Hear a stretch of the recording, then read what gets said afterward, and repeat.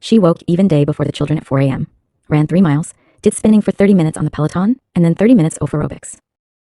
On July 4th, 2022, only 5 weeks after delivery, she ran a 5-mile race. 26.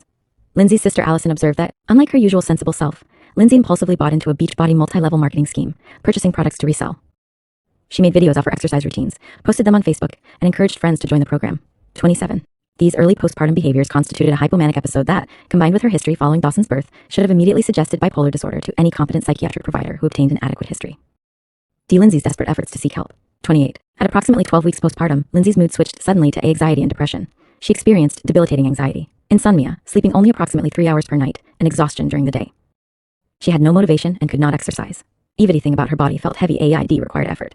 It was a chore to dress or shower. Her parents came from out of state to help care for the children. 29.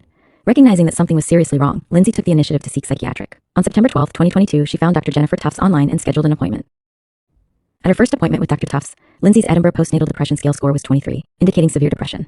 Dr. Tufts prescribed Zoloft despite Lindsay's hesitation about medication due to breastfeeding concerns. 31. Lindsay waited approximately 2 weeks before taking the medication, still concerned about its effects on breastfeeding, but ultimately began taking Zoloft in mid-October 22 because she needed help. After increasing the Zoloft dose from 25 milligrams to 50 milligrams as prescribed, Lindsay experienced a severe adverse reaction. She did not sleep for 48 hours, had racing thoughts, worsening anxiety, and felt awful. This dramatic departure from her previous sleep patterns was an obvious warning sign of medication-induced activation consistent with bipolar disorder. Lindsay promptly reported these symptoms to Dr. Tufts on October 20, 2022. Rather than recognizing the significance of this reaction and conducting appropriate testing to determine why Lindsay had such an adverse response to a relatively low dose of medication, Dr. Tufts simply discontinued the Zoloft and prescribed Ativan and Benadryl Violet for sleep. 34. Even after carefully tapering these medications, Lindsay's profound insomnia persisted, accompanied by distressing cardiac palpitations. Her condition continued to deteriorate. 35. On November 16, 2022, Lindsay's insomnia had become so severe that she took herself to the emergency room at South Shore Hospital seeking help. She reported insomnia, anxiety, and palpitations. The ER doctor prescribed trazodone for sleep, but it was not effective. 36. Patrick's mother, a nurse at South Shore Hospital, contacted the South Shore Perinatal Behavioral Health Program on November 20, 2022, seeking additional help for Lindsay. Nurse practitioner Julie Paul reached out to Lindsay. 37. Lindsay reported to Nurse Paul that she was very frustrated and scared, experiencing extreme insomnia averaging only 3 hours per night and having racing thoughts. Nurse Paul prescribed Prozac on November 21, 2022. 38. After merely 4 days on Prozac, Lindsay reported that the medication intensified her insomnia. She immediately informed her providers and the Prozac was discontinued. This was the second antidepressant that had caused activation and worsening insomnia, a critical red flag for bipolar disorder that the providers failed to recognize. 22. On November 25, 2022, Nurse Paul prescribed 3 taking Remeron. Lindsay experienced dissociation, distorted and distant.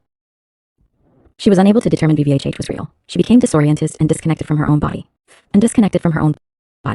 Lindsay reported these alarming symptoms to her providers on November 28, 2022, noting she VVA is still struggling, sleeping only 3 to 4 hours, and feeling disoriented and forgetful.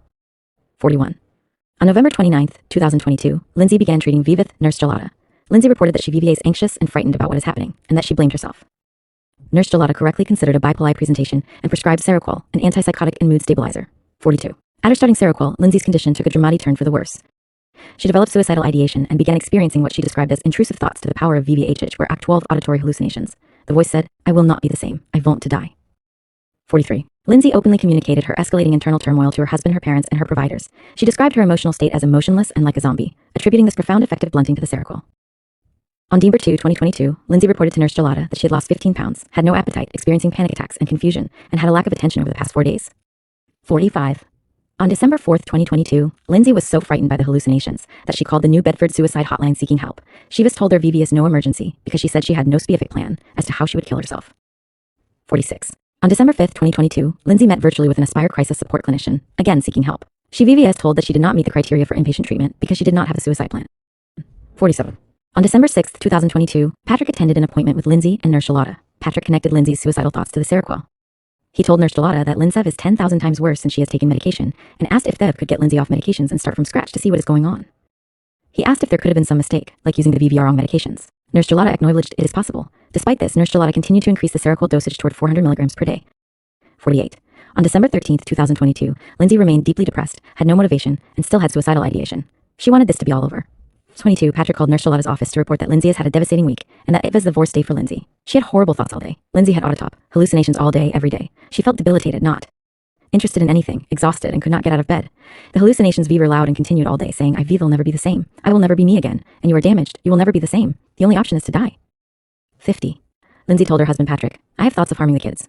She also told her mother about these thoughts. Because she was in a psychotic state, Lindsay also had paranoid delusions that people could hear her thoughts and that she would be locked in a hospital and have her children taken away. 51. Lindsay's escalating suicidal thoughts prompted a visit to the Massachusetts General Hospital emergency room on December 20th, 2022, where she sought help.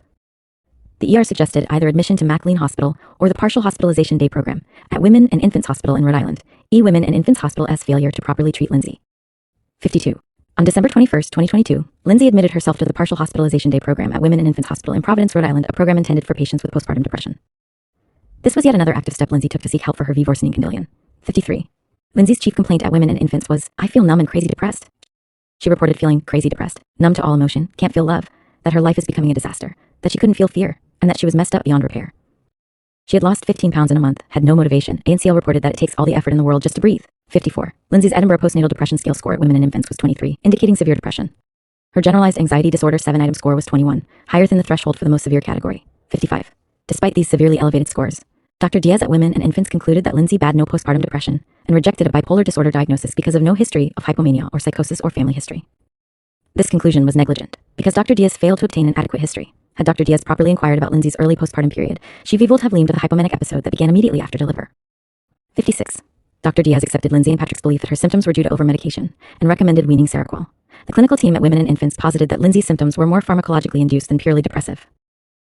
Women and Infants Hospital determined that its day program was not appropriate for Lindsay and reached out to Nurse Gelada to discuss Lindsay's care. Nurse Gelada did not respond to them. 58. Women and Infants' negligent failure to properly evaluate Lindsay, obtain an adequate psychiatric history, and recognize the signs of bipolar disorder with postpartum onset resulted in a missed opportunity to provide appropriate treatment. Their recommendation to wean Seroquel without providing a proper alternative treatment plan paradoxically contributed to Lindsay's further deterioration. Lean Hospital S failure to properly treat Lindsay. 59%. Following the Seroquel reduction recommended by Women and Infants, Lindsay's suicidal ideation resurged.